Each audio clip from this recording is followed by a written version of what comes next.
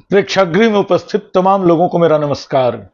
दोस्तों, मुझे खेद है, बल्कि स्मिता गुप्ता जी से मैं सबसे पहले तो माफ़ी मांगता हूं कि उनके आग्रह के बावजूद और अपनी शुरुआती सहमति के बाद भी मैं इस आयोजन में खुद शरीक नहीं हो पा रहा हूं। लेकिन मैं वाकई चाहता था कि मैं इसमें शामिल रहूं। जब एक किताब हिंदी व हिंदीतर कहानियों में बाल मनोविज्ञान छपकर आई थी, ये बल्कि छपने के पहले मैंने इसको पढ़ा था और मैं थोड़ा हैरान हुआ कि हिंदी में या हिंदीतर भारतीय कहानियों में बाल मनोविज्ञान की इतनी तहें हैं जिनको हमारी आलोचना ने पहचाना नहीं या उसकी ओर देखने का अवकाश नहीं निकाला। मैं देखता हूं कि किताब जो स्मिता जी ने लिखी है वो उनके शोध पत्र का विस्तार है। पहले उन्होंने शोध किया, उस शोध को फिर किताब में बदला। इस किताब में कई कहानियों की, प्रेमचंद की कहानियों की जैसे पड़ताल है। प्रेमचंद वो लेखक हैं जिनके सामाजिक, आर्थिक, राजनीतिक तमाम पक्षों पे जिनकी कहानियों को देखा गया, लेकिन उनकी कई बाल मनोविज्ञान वाली कहानियां हैं। ईदगाह को भी उसके सामाजिक संदर्भ में देखा गया, उसके बाल मनोविज्ञान के तौर पर उसकी ठीक से विवेचना शायद कभी नहीं हुई। लेकिन अकेली ईदगाह कहानी नहीं है। ईदगाह तो हम सब जानते हैं, कैसे हामिद ईद के मेले में जाता है और वहां बच्चे अपने महंगे खिलौने, चमचमाते खिलौने लेके लौट रहे हैं। वो अपनी दादी के लिए रोटियां सेकने वाला चिमटा लेके चला है। बच्चे रास्ते में उसको चिढ़ाना शुरू करते हैं, सब अपने अपने खिलौने दिखा रहे हैं, लेकिन हामिद अपने तर्कों से वो इस तरह बच्चों को प्रभावित करता है कि लगता है कि उसका चिमटा जीत गया और बच्चे जो हैं सब एक बार चिमटा उसके हाथ में लेके उससे देखना चाहते हैं। तो ये कहानी तो फिर भी हम सब जानते हैं, बूढ़ी काकी की कहानी, या ऐसे और भी कई कहानियां हैं जो प्रेमचंद की हैं जिनको हमने ठीक से कभी देखा नहीं।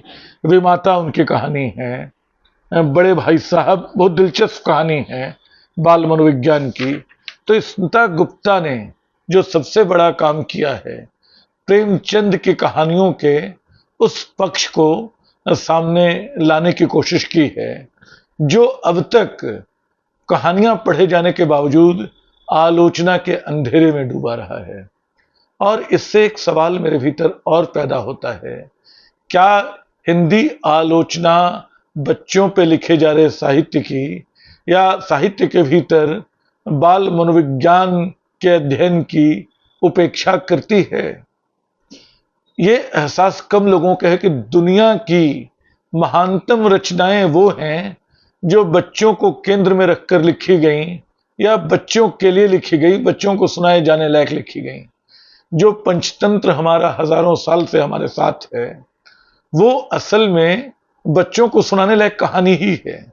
उनमें जो कहानियां हैं बच्चों को सुनाए जाने लायक कहानियां हैं, लेकिन वो हम सब पढ़ते हैं और चमत्कृत होते हैं कि कितनी प्यारी, कितने आदर्शों और व्यवहारिक बुद्धि से भरी कितनी शानदार कहानियां हमारे समय में मौजूद हैं, जबकि कितनी पुरानी हैं वो। ऐसी कहानियां दुनिया भर में हैं। सिंदबाद की कहानी आपको याद होगा, और जिसको लेकर जोनाथन स्विफ्ट ने बाद में गुलिवर ट्रेवल्स जैसी किताब लिख डाली और जिसको अंग्रेजी में मास्टरपीस माना जाता है। एक तरह से वो बच्चों को केंद्र में रखकर लिखी गई कहानी है। ऐसी और भी कहानियां हैं, ऐसे और भी लेखक हैं जिन्होंने बाल मनोविज्ञान को केंद्र में रखकर कहानियां लिखी हैं। जैनेन्द्र कुमार की मुझे याद आती है, उनकी एक कहानी थी, शायद खेल उसका नाम था।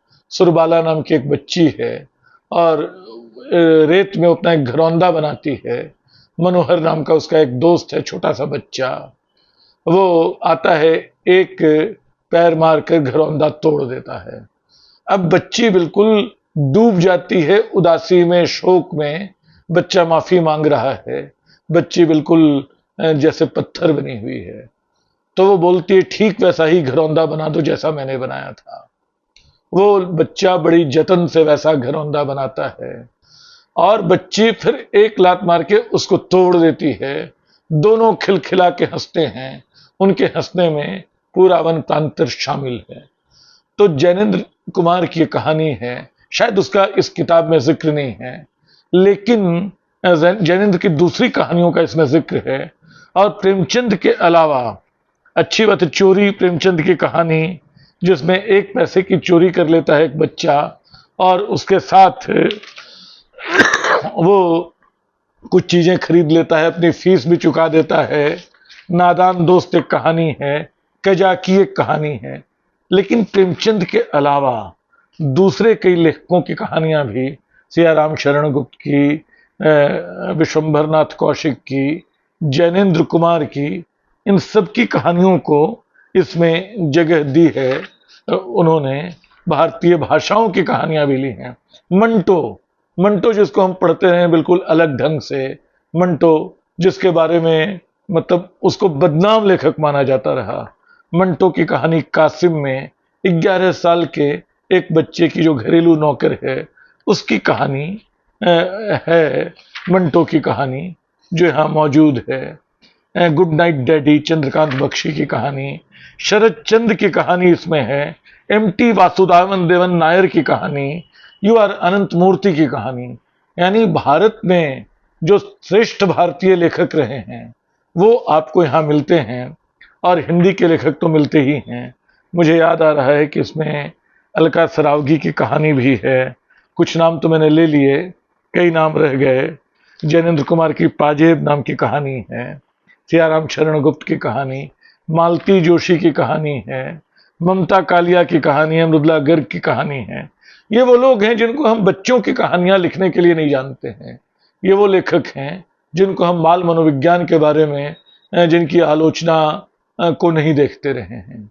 लेकिन स्मिता गुप्ता ने बड़ा काम किया है। जो सबसे बड़ी खास बात इस किताब में है, जो इसको संग्रहणीय बनाती है, वह ये कि इस किताब में सिर्फ इनकी आलोचनात्मक विवेचना नहीं है, सिर्फ इन कहानियों में मनोविज्ञान खोजने की कोशिश नहीं है। उससे बड़ी बात है कि वो कहानियां यहां मौजूद हैं। वो कहानियां यानी आपको भारत की, भारतीय भाषाओं की वो कहानियां एक साथ यहां मिल जाती हैं जो बच्चों से जुड़ी हैं, बाल मनोविज्ञान से जुड़ी हैं। ये एक बड़ा काम है। हिंदी में मैं हिंदी साहित्य का उस तरह का अध्येता नहीं हूं जिस तरह के प्रोफेसर लोग होते हैं, तो मैं बहुत आश्वस्ति के साथ नहीं कह सकता हूं कि ऐसी किताब, ऐसा रिसर्च पहले हुआ है या नहीं हुआ है।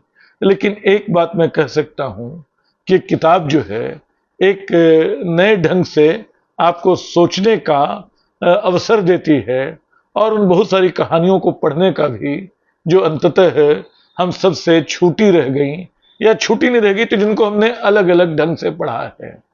तो एक बार फिर स्मिता गुप्ता जी को इस संग्रह के लिए बधाई और धन्यवाद।